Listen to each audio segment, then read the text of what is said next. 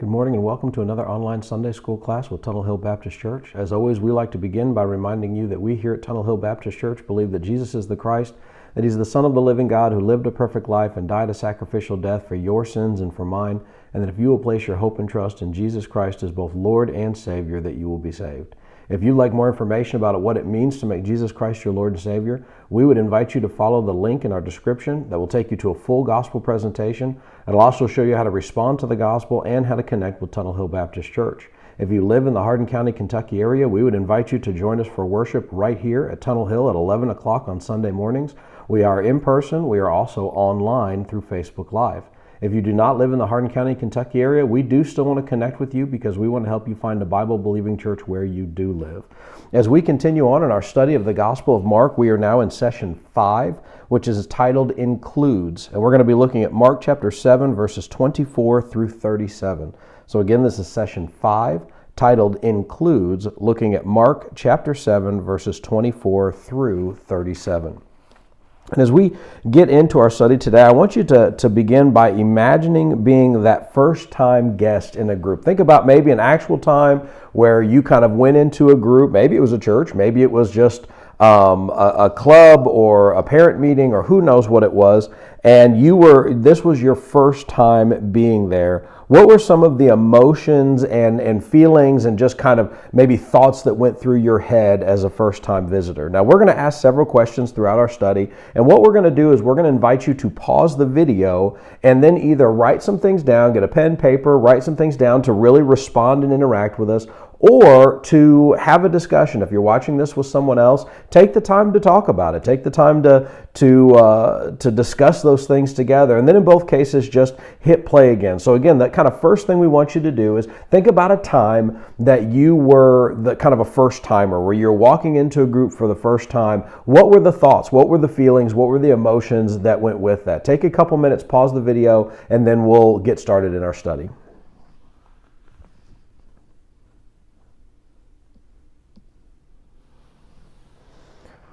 All right, so undoubtedly you had probably a lot of emotions there. A lot of us kind of get scared or maybe a little anxious when we're a first-timer. There's probably a very select few of us that walk into a room very confident and excited, about kind of like, who am I going to meet? Am I going to make a new best friend or something like that? Some people may just want it to be over as quickly as possible. Some people, and I'm sure there's maybe some people watching this today, they're not going to do it. That when they think about that feeling of coming in and not knowing anybody and kind of feeling like an outsider, all of those things, they're just not going to do it. They'll say, I just won't, unless I have somebody with me or anything like that, I'm not going to do that. And the book today is going to be talking about kind of that feeling, and really that what I would probably sum up is that feeling of being an outsider. Being like you walk into a group, they kind of all know each other, they all have a history, they all have that connection, and you don't. A lot of times when we think about even being in the church, there's a lot of times when we have guests, when we have people come in, one of the first hurdles that they're going to face walking into our doors is that we all know each other. We all know each other. We all have been meeting together. We've all been doing Bible study. We know our histories and we know our inside jokes. We know all these things. They don't, and they feel like an outsider. And sometimes that can be something that can be quickly addressed and all that. Sometimes that gets perpetuated, and even though they're trying to become part of the group and trying to give a group a shot, the group itself kind of maintains that outsider stance, and they come in feeling like an outsider and they leave feeling like an outsider, and that can leave a person with feelings of rejection, of hurt, of feeling less than, if the people kind of act like they don't have the time, care, or interest in them, all sorts of things. And what we're going to see as we get into our study today is we're going to see Jesus have an encounter with two people who are Gentiles while Jesus is in some Gentile regions. Now, if you'll remember, Jesus' primary kind of place of ministry was in Galilee, off of the Sea of Galilee. This was in the northernmost part of the region. And so you had Galilee, you had Samaria, and then you had Judea. Well, where we're going to be today is in the city of Tyre, and also kind of in the Syro-Phoenician area all over kind of near the Sea of Galilee, but even further north than Galilee. These were predominantly Gentile areas. You're going to have the kind of Syrian Phoenician connection. You're going to have a lot of Greek influence. But we're going to notice in these parts, Jesus is dealing with Gentiles. He's not dealing with other Hebrews, other Jews. He's dealing with Gentiles in their area. He quite literally had kind of left where he had been, probably for the sake of resting, probably for the sake of trying to get some downtime, but also very much so for the sake of communicating a message of who the gospel is for. And so ironically, what we're going to see as we get into these passages, that outsider ideas kind of have twofold. One, Jesus is going to kind of be the outsider in that he's a Jewish man going into a Gentile area, but also in Jesus' interactions with Gentiles, and having those kind of things, he is dealing with people that are outside of the nation of Israel, outside of his kinsmen, and how he addresses them is going to be a very interesting thing. Unlike the religious leaders of the day, Jesus paid more attention to what was going on inside of people instead of outside of people, and so he's going to take a lot more care and concern about these people than they are just about who do they belong to, what is their group. Let's get into our study. We're going to look at verses 24 through 30. And as we do this, I want you to kind of take note of what Jesus is saying to the woman. I want you to kind of think about it a little bit, because if you kind of look at it on the surface, you may be confused about what he is saying. So picking up in verse 24, we read this. It says that he got up, and he's being Jesus, and departed from there to the region of Tyre. He entered a house and did not want anyone to know it, but he could not escape notice. Instead, immediately after hearing about him, a woman whose little daughter had an unclean spirit came and fell at his knees. The woman was a Gentile, a Syro-Phoenician by birth, and she was asking him to cast out the demon out of her daughter. He said to her, "Let the children be fed first, because it isn't right to take the children's bread and throw it to the dogs." But she replied to him, "Lord, even the dogs under the table eat the children's crumbs." Then he told her, "Because of this reply, you may go. The demon has left your daughter." And when she went back to her home, she found her daughter lying in bed, and the demon was gone. Now, when we look at what Jesus says, so if we kind of put this into perspective, as we already mentioned, Jesus has gone up to Tyre or Tyre, however you want to say it, and he's kind of gone to a place he doesn't want anybody to know is there. He's kind of taking a respite. He's kind of taking a rest, kind of further, identifying the humanity of Jesus.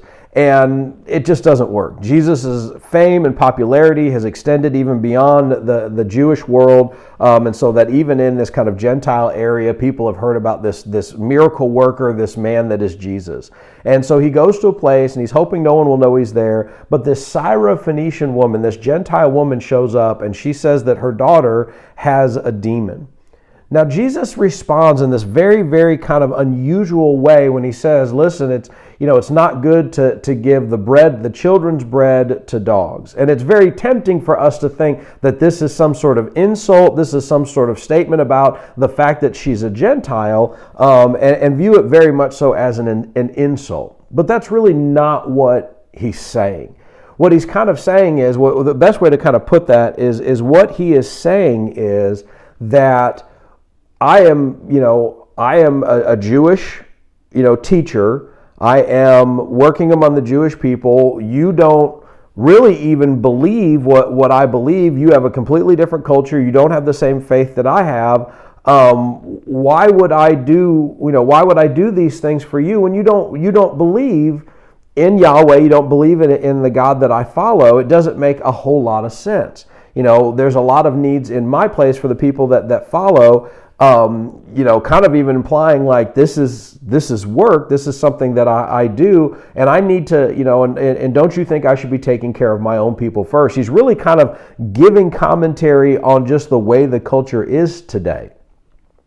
But the woman responds to that and really kind of really reveals her heart and reveals where she's at. And the book asks it in this way. It says, what did the woman's response say about her as a person? I want you to think about it a little bit. So she's been told by Jesus, like, it's not good for me to give the bread of the children to the dogs. And the term there is actually more of a term of endearment. So it's not like some mongrel or racial thing, but more of just saying like to, I don't want to say puppies because it might already still sound bad, but it's kind of saying like, I should focus first on Israel, don't you think?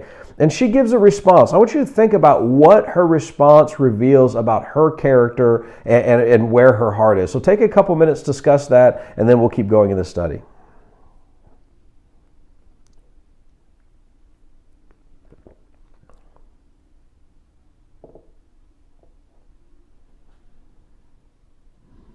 All right, so what does this say about her response? Next, actually go back to the text, and she says, Lord, which this is one of the very few times in the Gospel of Mark that someone refers to Jesus as Lord.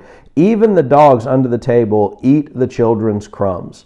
And so there's something that's being said here is it's like, listen, she's not arrogant. She's not saying, well, why, I'm just as good as anybody else, or who do you think you are to do that? She's saying, listen, I understand what you're saying. I understand that your primary ministry is to your own countrymen and your own kinsmen, and that you're trying to work in them. But even in the scenario you've created, those that are on the fringes, those that are in the household but may not be of the household, still benefit from it. So the servant still benefits, the dog still benefits, the other people that are in the household but may not be of the household still benefit from the generosity of the parent, from the generosity of the person. And so she's recognizing, she's going to God in humility and saying, there's enough good for me too. There's enough there, not because I feel like I deserve it, not because I feel like it's owed to me, but because I know that the generosity, that your generosity is available to me. There's a very humble attitude for this. The book says this, it says, the Gentile woman would have been seen as an outsider by most Jews. She was a Gentile. She was a woman. She was not Hebrew. She did not follow the Hebrew church. It wasn't that she was a God-fearer or anything like that. I mean, quite literally, she would have had a completely different set of beliefs in every way, shape, and form. And yet, maybe, if anything, out of desperation, she goes to Jesus thinking, listen, I may not believe what he believes. I may not be, kind of get what he is and all of those things, but I know he does things. I know that he can do things, and so I've got to at least try. The book asks this question. It says, what groups today might be outsiders, and what obstacles keep believers from sharing the gospel with them? And I think when we kind of look at that is, there's a lot of people that even though they live even here in Hardin County or wherever you live, they have very different beliefs. They have very different worldviews. They have very different upbringings, and sometimes we have a hard time relating to that because we use churchy words and we have like this kind of Southern Baptist culture thing going on that a lot of people don't understand. And so, their political voting, leanings are different, and the way they process things is different, and all these things are different. And sometimes one of the most heartbreaking things is sometimes they come to Jesus saying, listen, I don't know where else to go. But if we don't kind of meet them where they're at and show them love and show them grace and not treat them like an outsider, they really won't get to have that encounter with Jesus. They really won't get to experience his goodness and his grace, to really put their faith in him, because we've created all of these barriers like a Jewish person would have done at this time. But Jesus didn't do that. In fact, it says Jesus could have ignored the woman, which have been culturally acceptable. He could have brushed her aside, kicked her out, and said nothing, but instead he spoke to her and ultimately granted her request. And I think it's important to note what he says.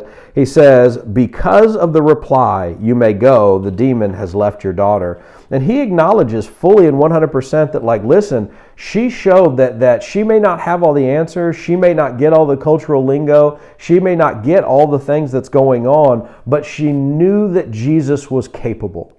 She knew that Jesus could do it. She knew that there was something about Jesus that was beyond what she understood. And so she was still saying, I believe you can do this. I have faith that you can do this. I truly know that you can make a difference in my daughter's life. And that was enough to Jesus to say, listen, it's not about where you're from. It's not about the words you use. It's not about the outside stuff. You believed. You believed in me, you trusted me, and I would love to believe that this woman, when all this was said and done, said there was something very legit about this Jesus guy, and I need to find out more about him. And I think that's something we need to do with outsiders and with people that have not grown up in the church, that sometimes they may finally come to us, or we might finally kind of get through to them where they're saying, okay, I'm willing to give this Jesus a shot. And we need to make sure that we're presenting them Jesus and not all of these religious norms that we've kind of created because of where we live and how we've been raised. And so we need to get them to Jesus and allow them to experience Jesus, because when they get to the place that they are willing to give Jesus a shot, willing to even put a little bit of trust in Jesus, we need to show them what a little bit of trust in Jesus can really do. Well, let's keep going. We're going to kind of shift gears here and go into a new area. We're going to be leaving this region of Tyre and going into Sidon or through Sidon and on the way back to kind of the Sea of Galilee. And so we're going to read verses 31 through 38. And I want you to kind of notice what happens as Jesus is traveling here. So let's pick up here 31 verses through verse 30. Through verse 35. It says, again, leaving the region of Tyre, he came by way of Sidon to the Sea of Galilee through the region of the Decapolis. They brought to him a deaf man who had difficulty speaking and begged Jesus to lay hands on him. So he took him away from the crowd in private, and after putting fingers in the man's ears and spitting, he touched his tongue. Looking to heaven, he sighed deeply and said, Epaphra, or something like that, which is, be opened. And immediately his ears were opened and his tongue was loosed, and he began to speak clearly.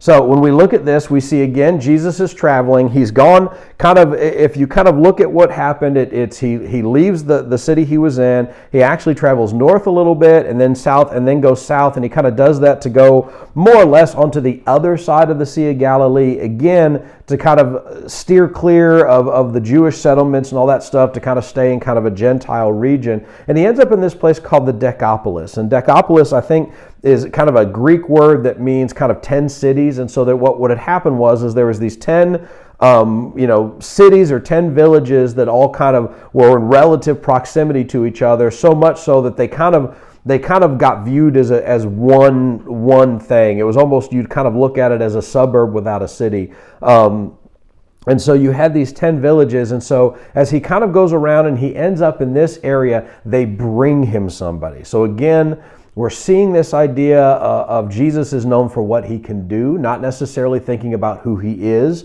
but what he can do. And they know that they've got this man who is deaf, he can't speak clearly, and they're wanting Jesus to do a work. Now, I think we could probably speculate a little bit that this may be a man who could hear at one point, who had lost his hearing because of that. It probably had affected his speech and all that stuff as his hearing began to go. And they come to Jesus and they say, hey, heal this man. Now, what's interesting about that passage is Jesus doesn't say no, but he does take the man. I have no doubt that the people wanted the show. They wanted the spectacle. Here's a guy, you can almost say it this way. Here's a guy that they knew had an issue, that they knew had something that Jesus could potentially heal. They knew he was deaf, and they knew that Jesus could kind of do that whole restore hearing to the deaf, like he was capable of that. And so they brought him to him and said, okay, here, do it. And they wanted the show. They wanted the spectacle. They wanted the magic show. But Jesus doesn't give it to him. Instead, Jesus says, okay, let me take him. And Jesus takes him away. Now, we ultimately see from the Gospel of Mark what he did, but they didn't get to see the show that happened. The book has a couple questions I want to ask right now. It says this: in what ways can we follow in Jesus' footsteps and minister to all people? And what can believers do to effectively minister to individuals with physical challenges? And this is a little off topic, but let's go ahead and answer those questions. What are ways that we can follow Jesus' footsteps and minister to all people? And what can believers do to effectively minister to individuals with physical challenges? Why don't you take a couple of minutes to discuss that, and then we'll keep going.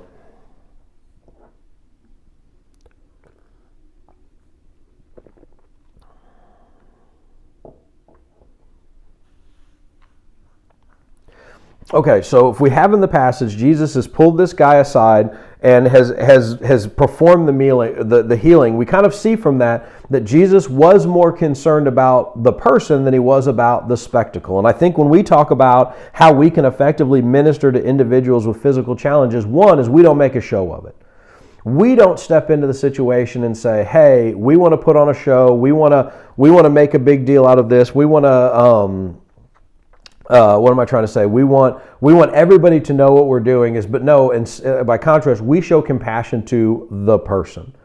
And I think we don't allow obstacles, we don't allow things to keep us from ministering to people, but we need to see that everyone's created in the image of God. One of the things that I think of just as far as ministering to people with physical challenges is we need to make conscious effort to go to people that absolutely 100% cannot come to us. And so whether that means visiting nursing homes, making sure we're visiting hospitals, having shut-ins that we check in with regularly, all of those type of things, that we need to be willing to kind of step out of our comfort zone and our busy schedules in order to minister to other people and take the time to go where people are that cannot come to us. I think that's an important thing to note. The book says this, I want to make sure I read this. It says, Jesus again demonstrated compassion towards all people by healing the man. However, he also gave the man an unusual command. He told him not to tell anyone who healed him. This was sometimes known as the messianic secret, and we'll see what it means in our next set of verses. So let's look at our last set of verses. We're going to read verses 36 through 37, and I want you to kind of notice something about this. That's kind of think about how you would answer this. The more Jesus does this, the more the crowd does that. So let's look at this. We're going to look at verses 36 and 37. He says, Jesus ordered them to tell no one, but the more he ordered them, the more they proclaimed it. They were extremely astonished and said, "He has done everything well. He even makes the deaf hear and the mute speak." So when we look at this passage, we realize the more Jesus told them to not tell people what he had done, to not tell people about that, the more that they proclaimed it.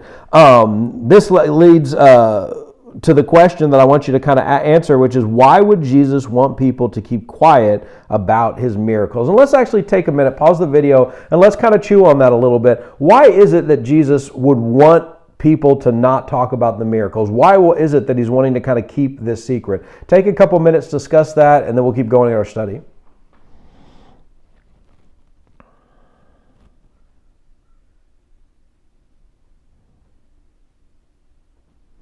All right, so what is it? What is it about these things that he's wanting to keep it quiet? And the book points out one, but I want to point out another. The book says this, it says, in some ways, the expectation of miracles and healing could distract people from Jesus' primary message. So his command was designed to keep the focus on the main thing. So I think that's definitely one aspect of it, is Jesus was wanting people to hear the gospel. And he knew that the miracles and the healings and all that stuff pointed to the gospel, but he didn't want to get the people to get so obsessed with the miracles and the healings and the things that he was doing that they missed the gospel. Now, that should be something that we should think about today when we plan our worship services, plan our calendar for the year, when we do church, are the things that we are doing distracting from the gospel, or are they giving evidence to the gospel? And I think that's something that every church needs to consider. And I've always had this term, I've been using it for probably 15 years now, that's called distraction ministry. And that's the idea that sometimes you see in churches that if we keep people entertained, if we keep the spectacle up, if we keep them kind of all starry-eyed and mystified and keep them in their seats, then maybe we'll be able to tell them about Jesus. Well, the reality is sometimes we do all of that stuff, and then what little we put towards telling people about Jesus just gets lost in all of the noise. And so you can have people that are highly entertained, come every week, have nothing but nice things to say about the church, but they don't know Jesus and there's no transformation in their life. And that's something we have to be careful about when we do church, when we gather as the body of believers, and when we plan on how we are going to exist as a church, to make sure that we are putting the gospel front and center and everything is feeding into this gospel ministry. Now, I would say there's another reason why Jesus is doing that, and that kind of goes back into this idea of it being a messianic secret. And this is found in really kind of what the people say in the passage when they point out in the passage, he has done very well. He even makes the deaf to hear and the mute to speak. Well, these are Gentiles proclaiming the goodness of God through him, and they are basically using Bible language, Old Testament language to explain it, to say that he is very good, that he has done very well, points back to creation. When God created all things, and it said, and he created all things, and lo, it was very good. And so they're looking at it in that way. On top of that, the claim to making the deaf to hear and the blind to see is going back to some of those messianic texts that we see in Isaiah that people would have been aware of. And so these Gentiles don't necessarily realize it, but they're making a messianic claim towards Jesus. And the reason that might be a problem is Jesus has a mission here that requires a perfect set timing. And if it doesn't happen the way that God has ordained it, then that's going to be a problem. And Jesus' mission, his plan, the whole thing is about him going to Jerusalem, being betrayed, being crucified, and rising from the grave 3 days later. And if these messianic claims and all this stuff starts happening up in Galilee or in Gentile regions, and that leads to a mob or rioting or anything like that, it's going to be a problem. And so Jesus knows when it's going to be his time, and now is not his time. And so he's telling them, listen, you need to hush because my time hasn't come yet. And if you start making these messianic claims, that's going to mess everything up. I want to read for you James chapter 4, verse 6, and I want you to kind of notice the connection between these two things. In James 4:6, it says this, "But he gives greater grace. Therefore, God, he says, God resists the proud, and he gives grace to the humble." What attitude is God drawn towards, and in what way does spiritual pride keep us from seeing Jesus? So as we look at that passage in James 4:6, if we look at the people that Jesus is healing in these passages, what does that reveal to us about God's attitude towards, or the attitudes that he's drawn towards, and what ways spiritual pride keeps us from seeing Jesus? Take a couple minutes, discuss that, and then we'll begin to close out our study.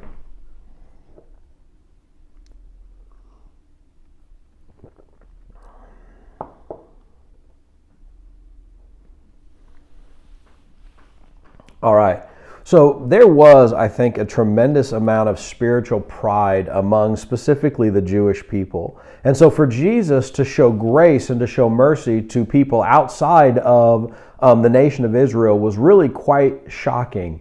But what we see here is that, again, Jesus was not looking at their ethnicity or their piety or their religious faithfulness, but rather was looking at their humility and their faith and their trust in him. And so we see this throughout Scripture, that God lifts up, and God is a friend to the humble. And that means should be a reminder to us as Christians that we should not begin to take on this spiritual pride because we're Southern Baptist, because we go to a certain church, because of when we got baptized, or all the things that we could put on our kind of spiritual resume, because that spiritual pride will keep us from not only seeing God and experiencing God, but also being used by God for His kingdom and His glory. So humility is something that we have to seek, because it really doesn't matter what our pedigree is if we are not humble and come to the Lord in a humble manner. The book closes out in this way. It says, Jesus extends mercy to all people. All includes all people. When they are struggling and need help, but all people get God shows mercy to, and it also includes the others around us. Jesus set the example, and we are called to be His hands and feet and to point people towards Him. And the book kind of closes out with this question, so I want to kind of ask this to you, and then we'll close out. It says this: how can we balance an appreciation for Jesus' incredible works while also maintaining a focus of His mission as Savior? So this is a question I want you to think about.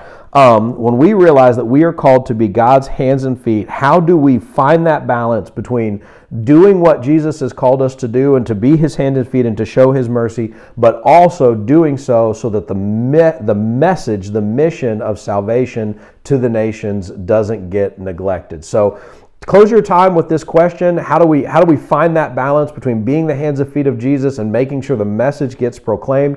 Who are the people in your life that you need to go to and minister to, even though they are different from you? They may be in your life, but they are very different from your life. Who are those people? Have a discussion about that. Write those things down. Close your time in prayer, and then we invite you to join us for worship right here at Tunnel Hill Baptist Church at 11 o'clock Sunday morning, in person and online through Facebook Live. Thank you so much for joining us today. God bless.